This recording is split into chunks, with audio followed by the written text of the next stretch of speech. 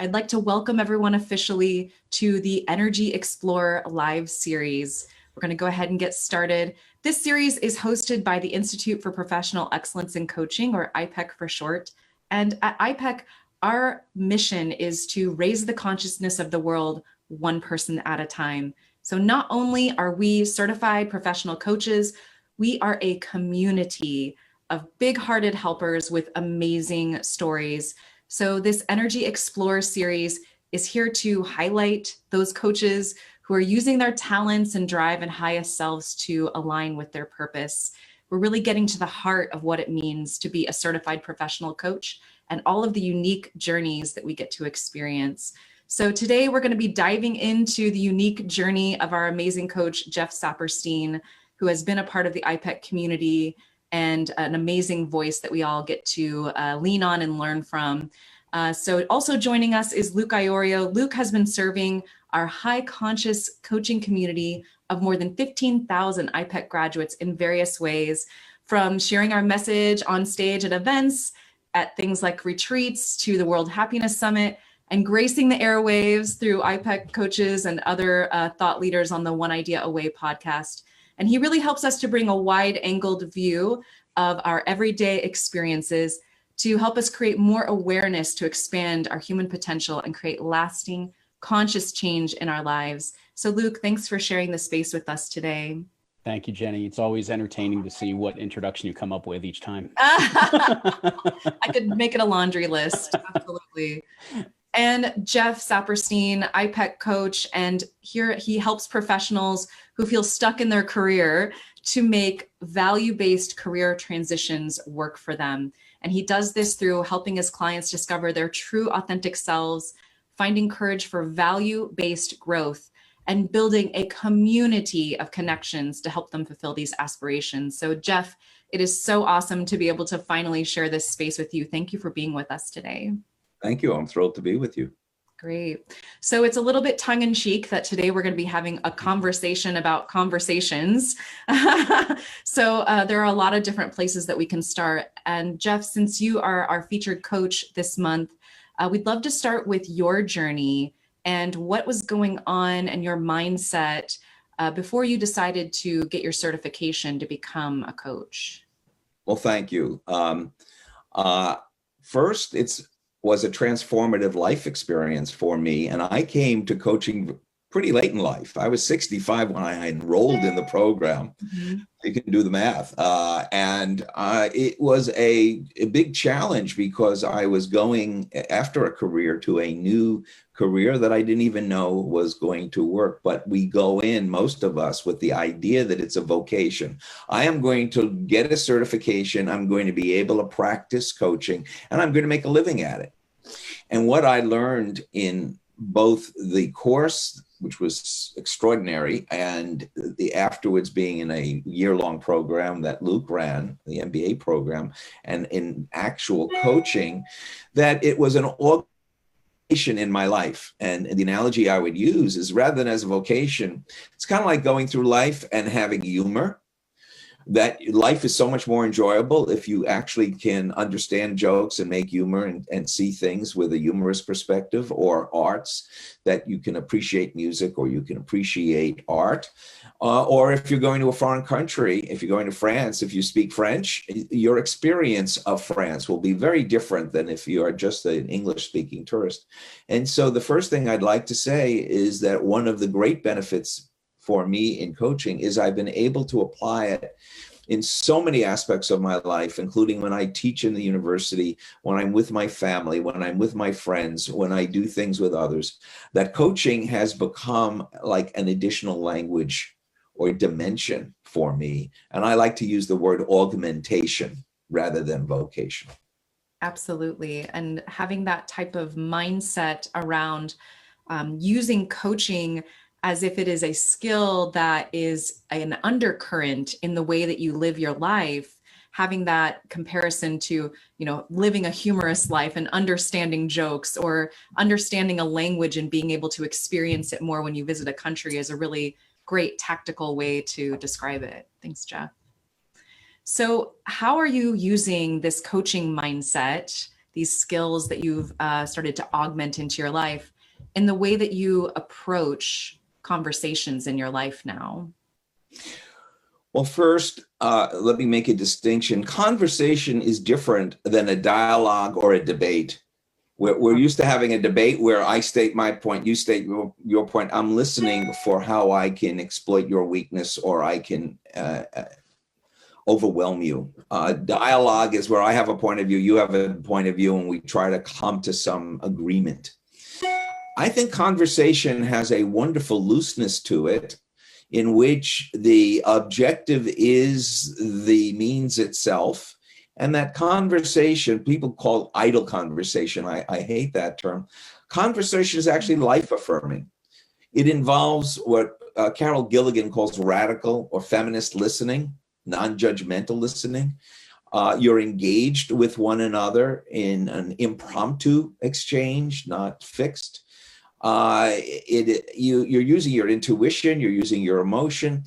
And what I love about conversation is that if it's done well, you establish intimacy or knowing of the other. And it's a springboard to relationship. It's a springboard to collaboration, which we'll talk about. It's a springboard to engage in that augmentation that we talked about as a tool that one can practice one's whole life and have the joy of doing it. You can self-actualize, to use Maslow's term, in conversation. Sure. Jeff, let me ask, when did you notice that coaching was changing your conversations? Like, what was one of those early experiences where all of a sudden you step back and went, oh, that's different? I have a very funny one. You know, we do peer coaching in our training. So I'm matched with this 20-year-old, and I'm 65, 66.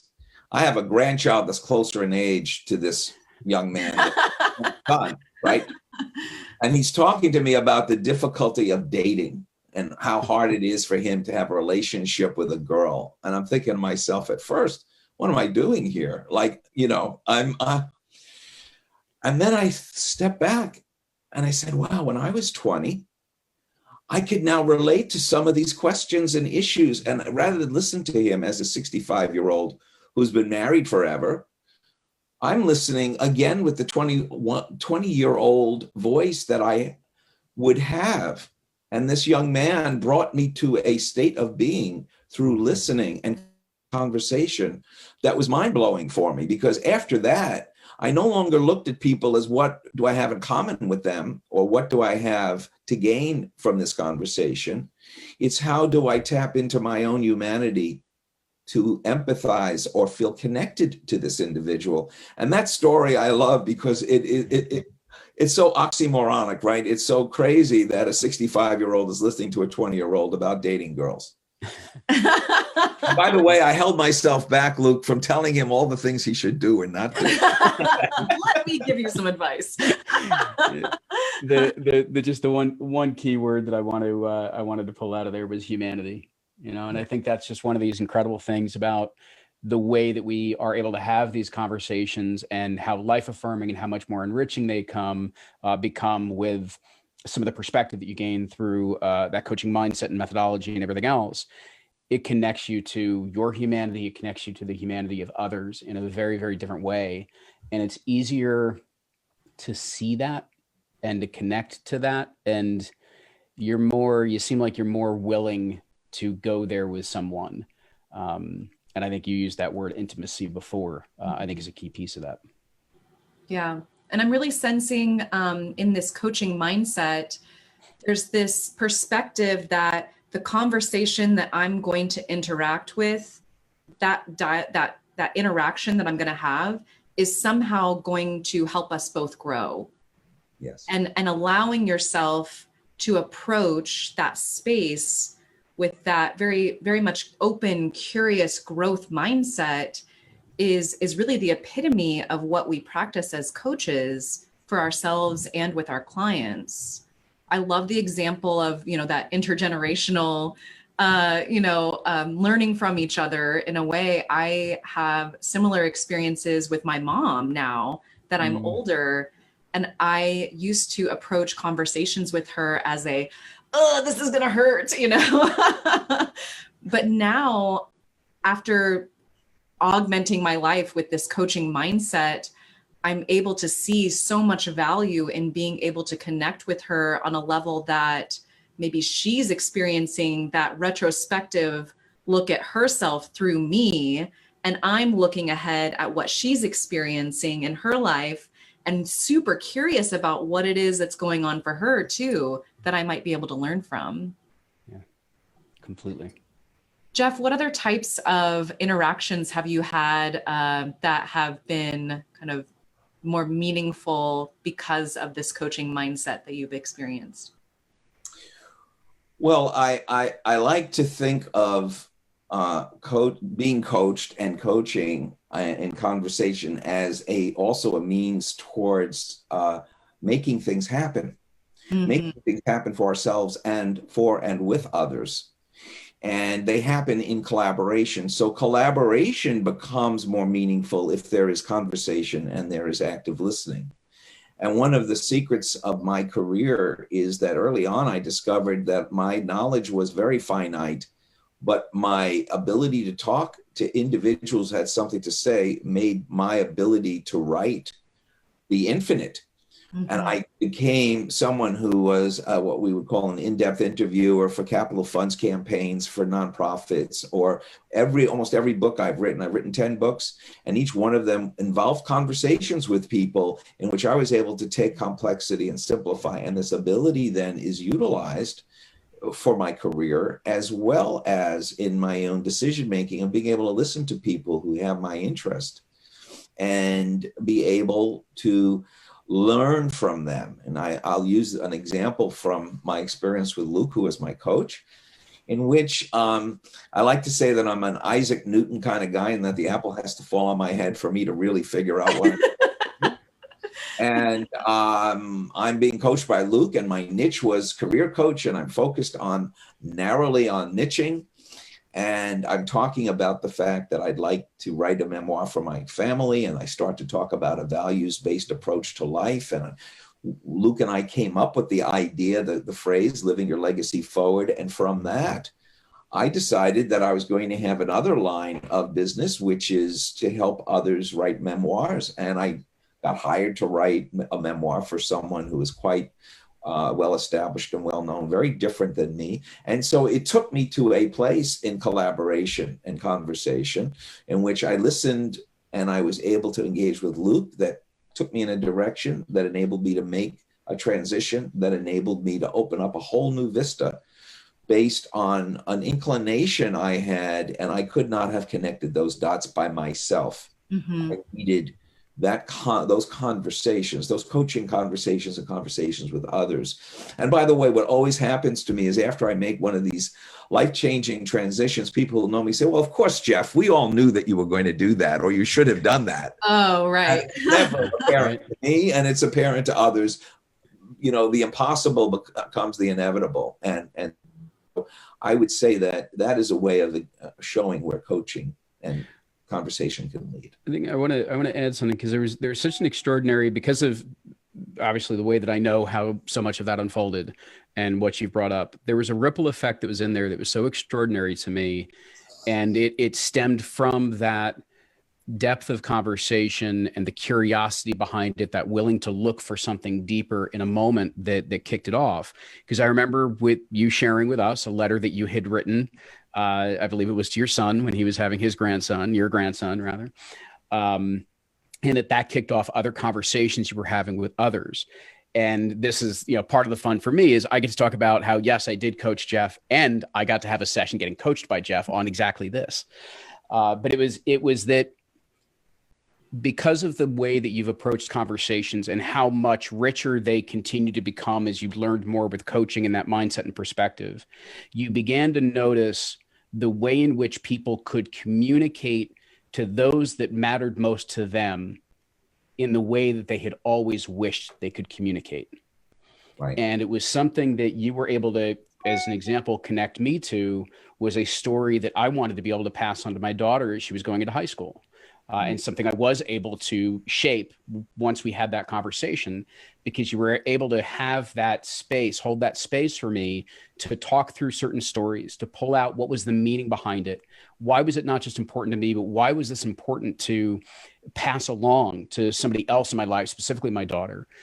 And it was just a natural flowing conversation that stemmed out of your other natural flowing conversations. And so it followed just this really beautiful ripple effect. And, I think that's this fun part of the conversation we're having today, is that there's the professional coaching side of what it is that we do. And yes, that's formal, and it has the 30, 40, 50-minute session, whatever that's going to be. We're working on specific goals and all those types of things that are the professional side of what we do. But there is this whole other way of being that shows up. And it's not because we're trying to change anything in anyone. It's because this natural curiosity, this thirst for knowing what's behind this story, what's the story beneath the story, what's the meaning behind that allows us to have a very, very different conversation. And because of the way that you've approached it, it's also drawing the meaning out. And then how do you want to move that meaning out into your life? And that's part of what we do in coaching, but you can do that with friends and family too. You can do that in an intimate gathering in many different ways too. And if I may, let me give one more dimension, because I teach at San Francisco State University to students who are mostly minority students, first generation, and I teach writing. So and interviewing. These are practice-based skills, and they have had a history of humiliation around writing. And by my approaching, now I could look at this from, oh my gosh, why aren't I teaching at Stanford? Why am I teaching these people, right? Or why am I making so little money? Or why am I putting in so much effort? And, oh, their work is not so good. Why should I go through this over? No, I recognize, because I was also a commuter student, I recognize the humanity that my role in this class is not to correct their grammar. My role is to encourage them to find their voice, to feel confident enough in their writing, in which I must tell them what they're doing right before I start to critique. That by them opening themselves, I am coaching while I am grading papers on a weekend. And when the students feel heard and feel appreciated, what they write to me is so maybe the first time that they've ever opened themselves up this way to a teacher. Because there is this beauty of conversation through writing, that I'm bringing something to them that has been a humiliation to them, that has been a hindrance. And now it's something that is a vehicle for them to express who they are, of course, with structure, et cetera. So I wanted to bring that in because I can apply it to my teaching and look at what I'm doing in teaching, rather than as a chore, as being an opportunity for an intergenerational conversation in which the ripple effect will be way beyond whatever that class is. Really like the sense of, when we step away from the grammar and the technique and the structure of certain things, and what you just said is really much more about helping people connect to really communicate and express themselves. We can worry about the structure second, right?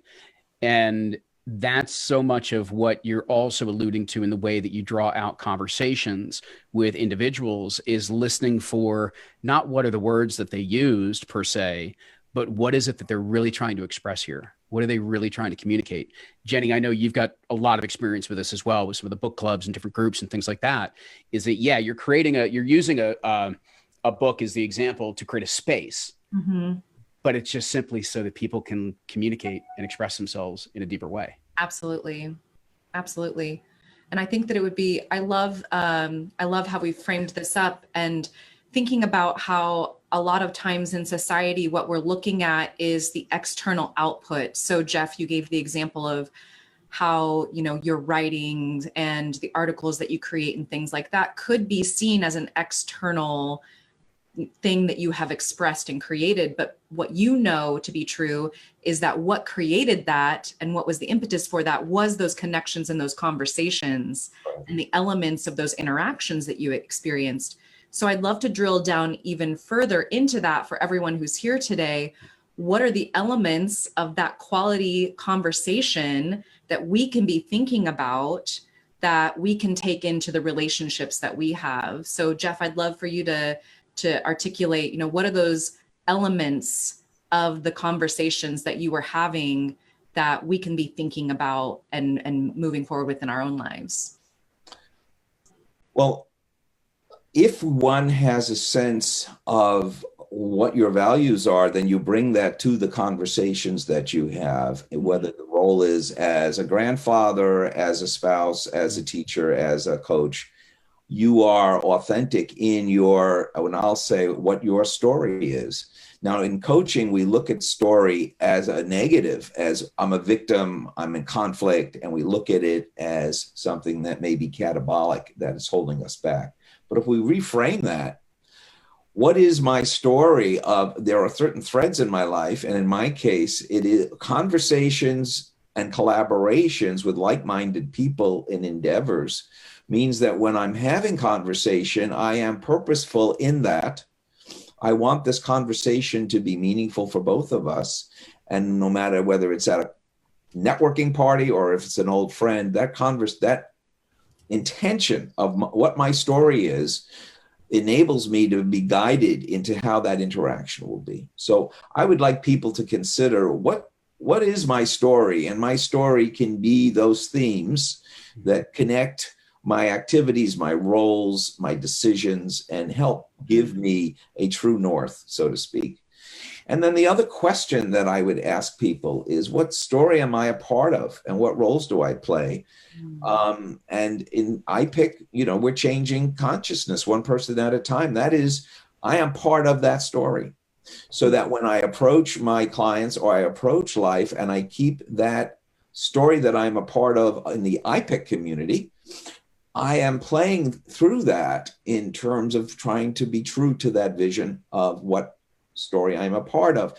In the Silicon Valley community, I write about Silicon Valley because I'm part of that story. And I have a different role to play as somebody who's interviewing people, chronicling, looking at trends, and trying to help people to enter that world if they're in looking to be employed. And if I'm looking at the story that I'm a part of in terms of memoir writing, it's that my generation has now lived through experiences, and we have something that we want to say. And if I can help people be part of what they want to say and help them to do that, that's a wonderful part of a story that I want to be have a role to play in. And by this, and you guys know this as coaches, it's not my job to finish it. It's not my job to complete it. Mm-hmm. My job to contribute to it, and I am not responsible for all the consequences of success for others being able to articulate it, or my students being able to be good writers, but I can help to move the needle with them. And that to me is the story that I like to be a part of in terms of this community. Absolutely. Yeah. I'm hearing having that deep sense of knowing, which involves, what is my part in this story? What is my story? What are my values? What is my intention in this space? And honestly, to be able to engage with that type of mindset and embody that, it takes some space to be able to be in that. Whereas a lot of times I can relate to this personally. Sometimes I'm like, let's go. Let's get this conversation going. But that's not the type of conversation we're talking about right now. Yeah. Luke, how about for you? What are those elements? Just a recognition there of where, Jeff, you began in terms of how we approach these conversations, the recognition of, what our story is in reflection to the roles that we play within our life as father, as spouse, as parent, as teacher, as entrepreneur, as coach, as what have you. I think even us just being able to acknowledge all these different threads of who we are can help us recognize in any given moment the conversation that we're approaching. Am I approaching this conversation with my daughter simply as her dad? Mm-hmm. Or am I recognizing the breadth of stories that I can draw on based on what's coming up in that moment and what may be of greatest service to my daughter, using that as the example? And it may be that now might be a really good time for me to leave the dad thread on the side, because that may not be the best part of this conversation. And it may be to follow a different thread that exists within me. And I think that also then gives us a little bit more. One way of saying it is distance. You could say it as objectivity. Probably discernment is a better way of saying it, is that it allows us to discern where is it that any of my past experiences, my judgments, my perceptions may be getting in the way of me just being here front and center. Mm-hmm. And, you know, going back to some of those qualities and characteristics you mentioned before, and Jenny, what you were alluding to, one that you had mentioned was radical listening, but it was a second one that we moved past, which is non-judgmental.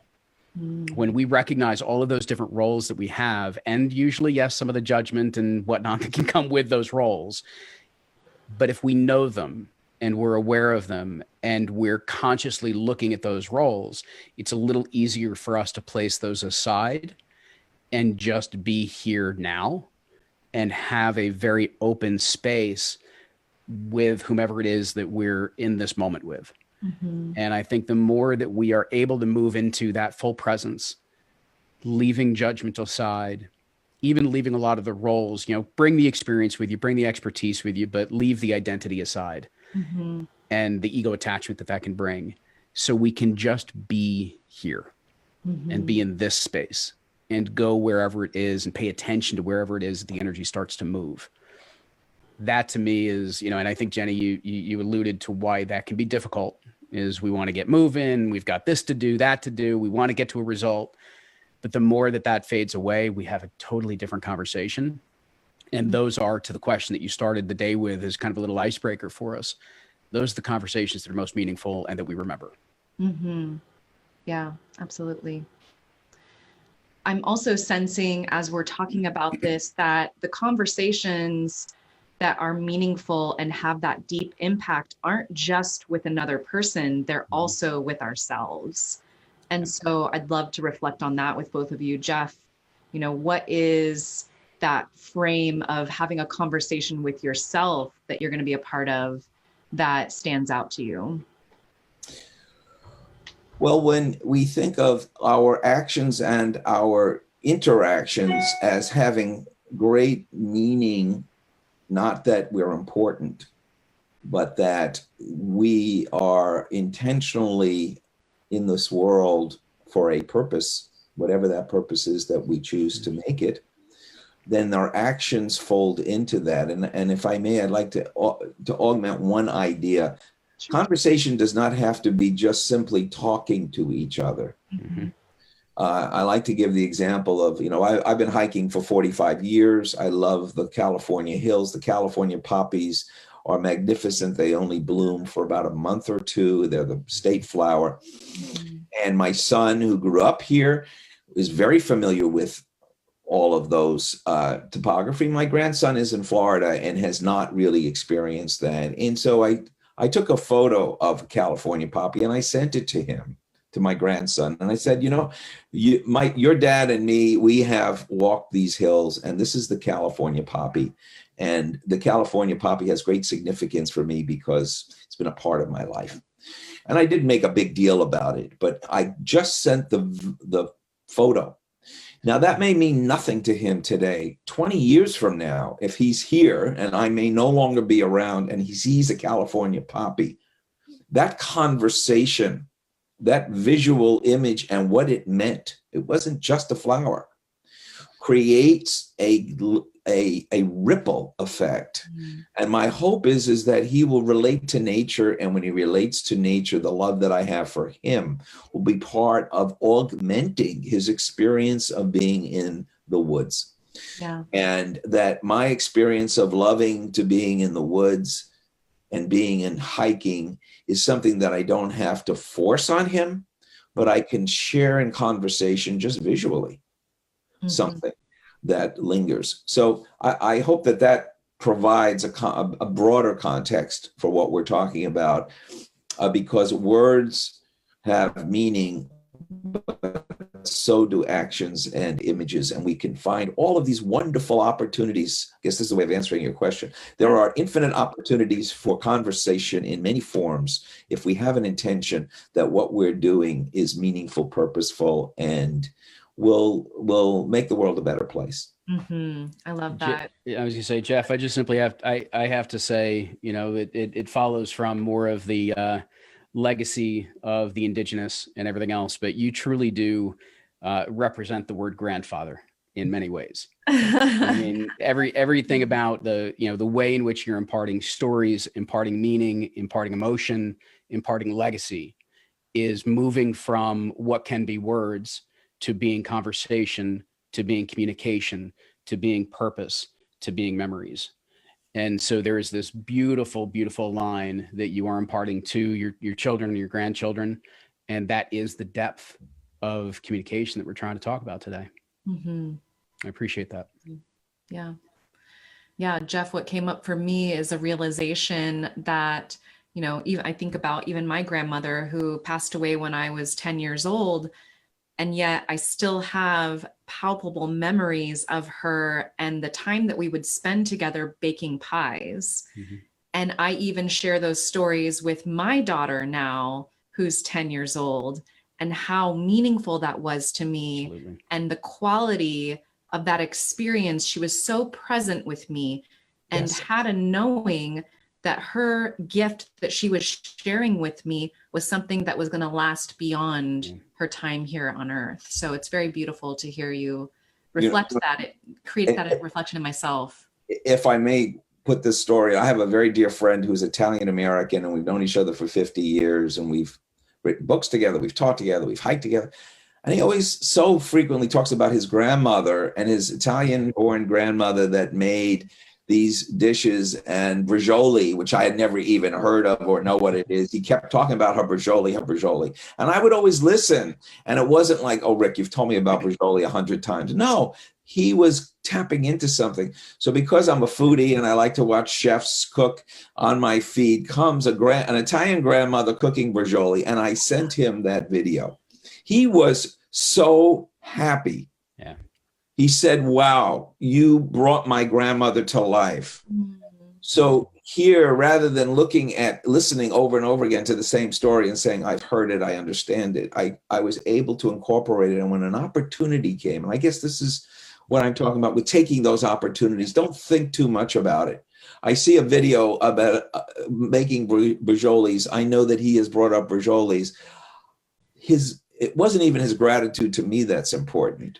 The happiness that was brought to him enabled me to live my legacy forward in a beautiful way of a friendship. So again, looking at this as conversation, we're broadening conversation from just words, which are important, to having that person in mind to think, how can a California poppy be meaningful to a 11-year-old?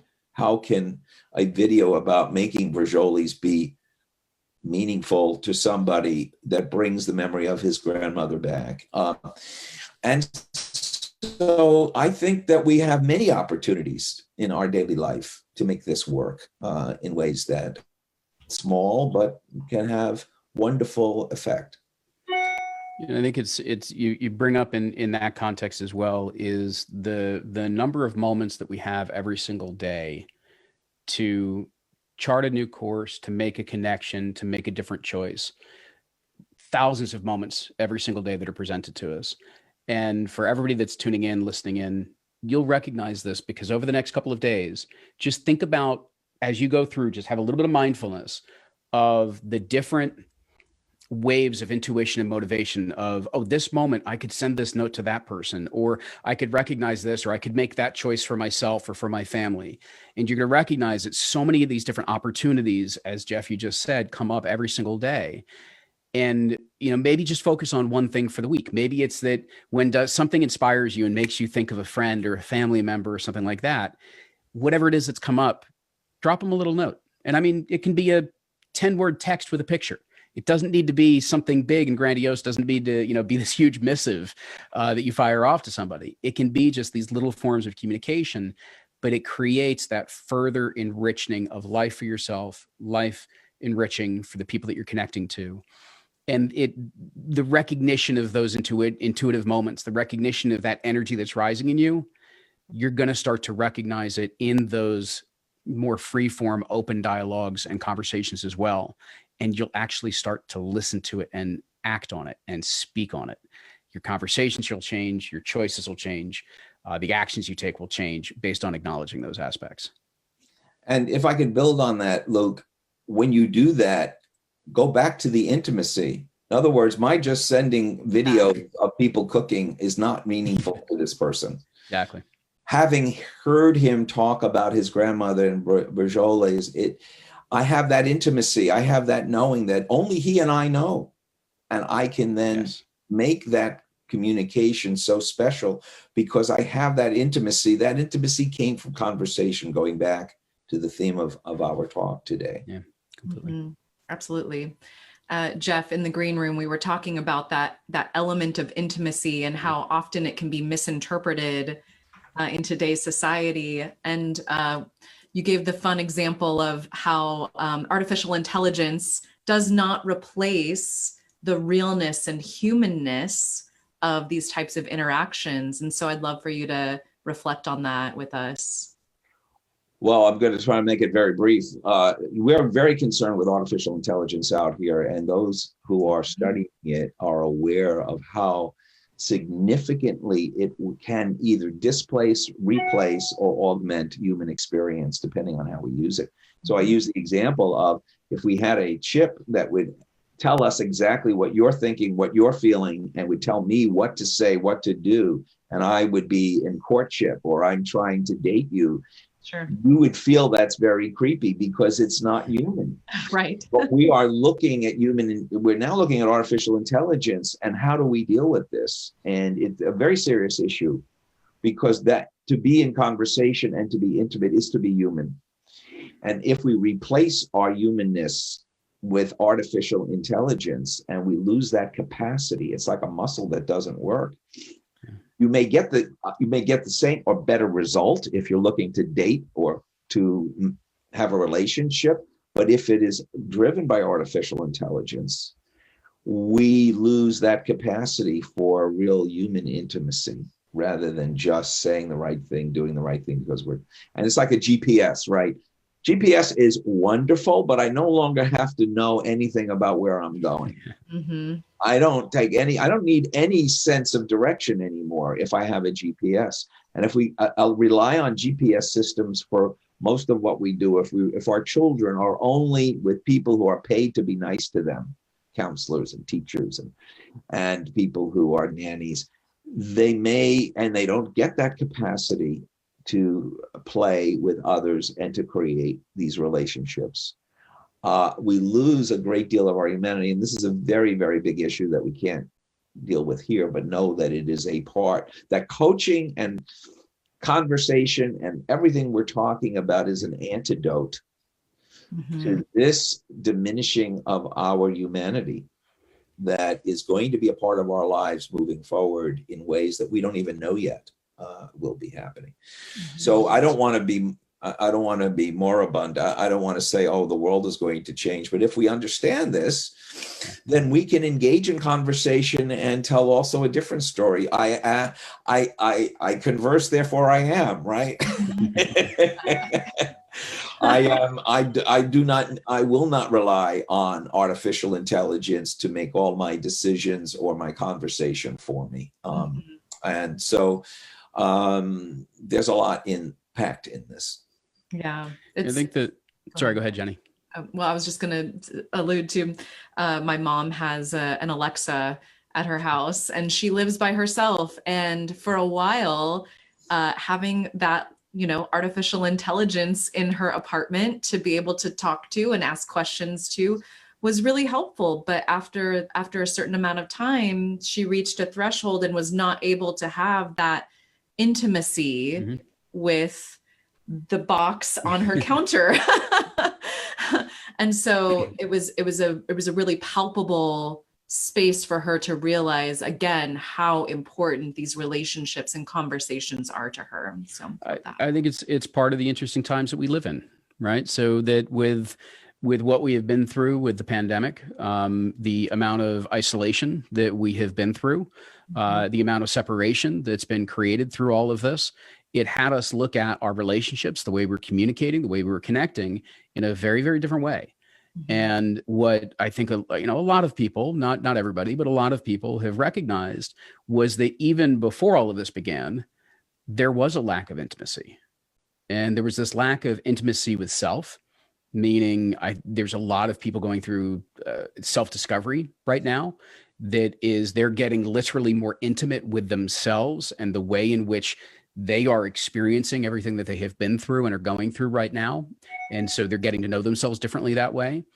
I think a lot of the conversations that we're having, sometimes very often just like this through a Zoom call or something, have taken on a very different form. People are slowing down, and when they ask you, how are you doing? They're actually slowing down long enough to get a real answer. And it's this search of, or recognition that we've been in search of, this deeper form of connection and of intimacy. And, we recognize coaching is something that helps us do that with ourselves, with our clients, to become much more intimate and aware within themselves. But because of exactly how you framed this today, both Jenny and Jeff, of the depth of conversation that this leads us to, is that we are searching for that different level of authentic connection, not just with ourselves, but with others, and finding ways to create it. And the fact that we have less things that we can go out and do, there's less distraction, there's less maybe social obligations on our calendars. Maybe that's not always such a bad thing. Right. You and I shared a career experience, and since I'm a career transition coach, I'd like to just share this story. I was in marketing and I was in advertising, and my job was to sell somebody else's copy and headlines to a client so that we would get a campaign. And that was the definition of my job. But we called ourselves bagmen, right? You were in a similar position. And as I got to work with clients, and I found that my true happiness came from when a client would ask my opinion, because they knew I had their best interest. And I remember sitting in a meeting, it was Levi Strauss. I had done a lot of work that gave me credibility. I'm in a meeting and they're trying to brand a new pant. And the merchandising manager, not even my client, says, "What do you think, Jeff?" And I realized, oh my gosh, that to me is kind of that moment, the Isaac Newton moment. I don't give a damn about selling headlines. And I really care that somebody thinks enough of me to want my opinion. And that enabled me to transition to being a marketing consultant rather than an advertising executive. And from that, my marketing, I needed an expertise, and in-depth interviewing became part of that. And so the story builds from an aha moment, that Isaac Newton moment of what is it in what I have done that makes me feel fulfilled, and that may be a moment in time. And if we give ourselves the space, this is what I do with coaching. So let's look at those times where you actually felt whole and alive rather than dead and soul crushed, or you are manipulated to be like that, that artificial intelligence you're supposed to sell. You've got a script, you go on the script. We all know what we're supposed to say when the client objects, and we are automatons. Yeah. And we find that inevitably we burn out when we are playing a role that somebody else has written the script.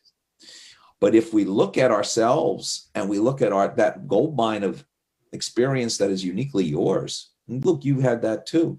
Yeah. You realize, I do not want to be in this role, but there is a part of this role that gives me fulfillment. So let me have I love this iPEC word, fearless.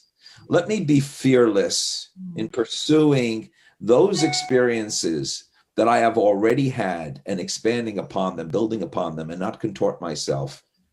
And ask a different question. What is my job or my work doing? What do I hire it to do for me? What is it doing for me? And if my work enables me to have those conversations and credibility with clients or with people that I work with, then that's my true north. Mm-hmm. I have to say, look, it took me many years to discover that. 10 years, as a matter of fact. So it's simple but not easy, what we're talking about. And you and I shared some of you share your own story about that we find ourselves, we fall into a career, we fall into a job, we find that we're climbing a ladder on a wall that is the wrong wall and there is no ladder. And then we have this, what the psychologists call an existential shattering. Yeah.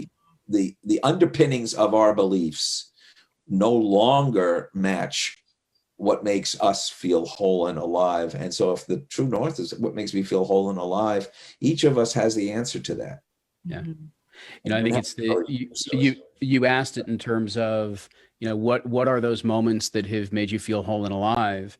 And, you know, the word that I would add to this, although I know well that this is part of the way you talk about wholeness in the way that you describe this, but I use that word aligned very, very often. And I think it's, you know, when you asked again, that question before of what story is it that you are a part of, I'd look at that as kind of the broader cross section of the work that I am a part of. The story that I am a part of is, you know, helping people be able to recognize and be able to be honest with the part of that voice that is trying to have a conversation with them from inside, that's saying where you are and what you are doing is not congruent with who you are. And when you get people to acknowledge and to take a look at what is it that would bring me back into alignment, to look at the experiences that have moved them and nudged them and tried to encourage them back into that alignment, that's really what it is that we're so much of what coaching ends up coming back to, is helping people connect to that part of themselves, to begin to honor that part of themselves, and to build a life and to build a profession around that feeling and that cohesiveness and that congruence of who they are. And I think what is, again, the beauty of the types of conversations we're talking about, the work that you've done with Living Your Legacy, is that's a great way of framing and helping people begin to, you know, gain perspective of what am I aligning myself to? Mm-hmm. What is that story that I want to be a part of? And it's that inner GPS that they start to tune into, to recognize, you know what, where I'm headed right now, or the story that I'm part of, is not the one that I want to be a part of. It doesn't feel congruent. I want to head more in this direction. And we do those types of things, and we do actually get to live our legacy, as opposed to when you know, all of this is over, looking back and saying, wow, I left a lot out there that I wish I would have done. Mm-hmm. Yeah. And, you know, transitions are hard and scary. And I'm in the transition business. My life has been a series of transitions.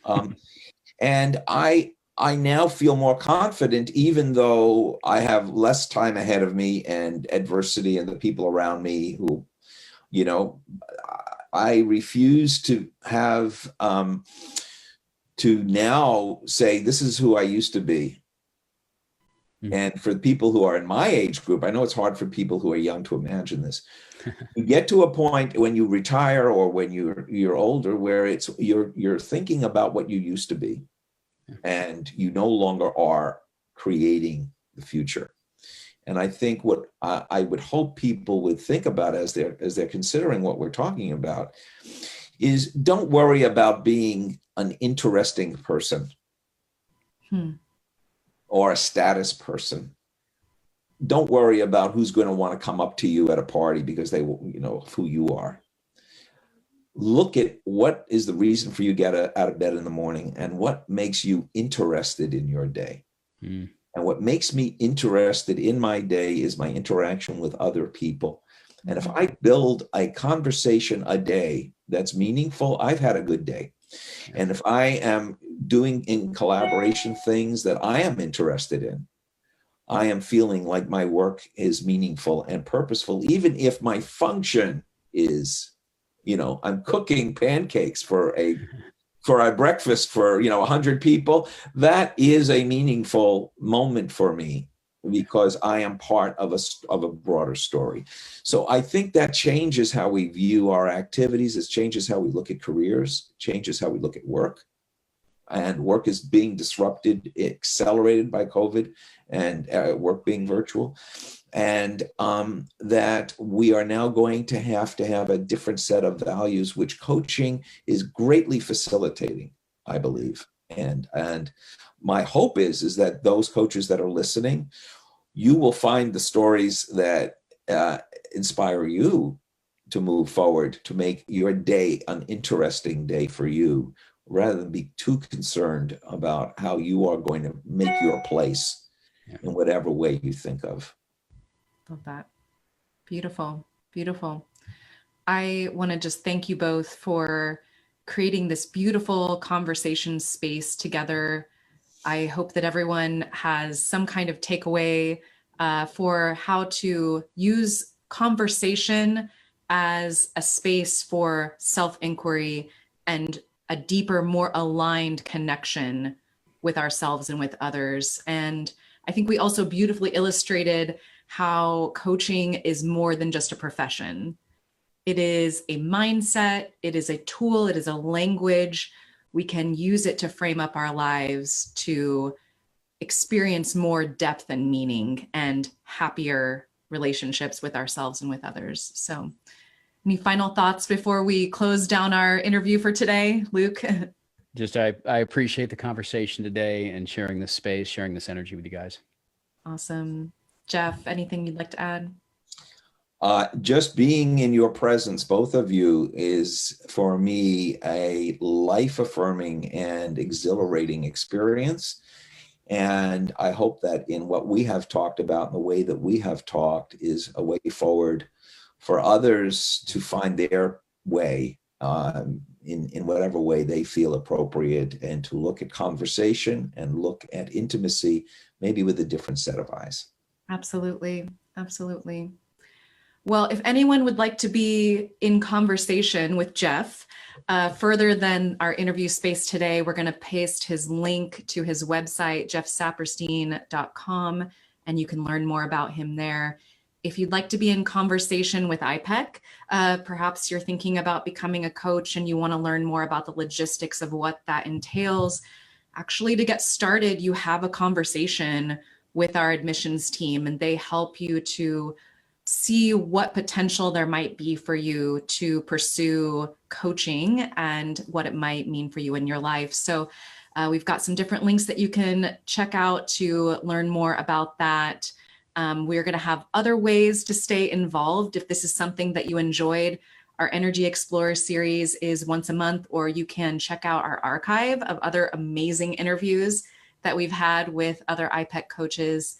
And we also have our coaching office hours, where you can ask anything that you wanted to ask a certified coach about coach training or building a coaching business. Our next one is coming up in early December, and we'll paste the link to that. So closing down our space together, Jeff, thank you so much. Luke, thank you so much. And we will see you all next time on the Energy Explorer series. Thank you. Be well. Bye, everyone.